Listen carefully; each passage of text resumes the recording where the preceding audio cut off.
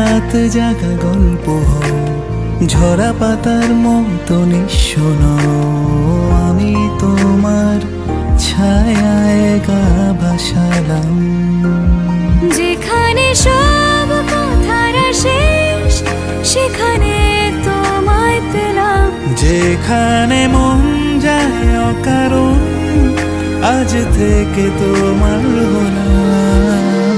তুমি আমার অভিমান, চেনা সুরে লিখে পাঠালাম। যত না বলা কথার উড়োখাম।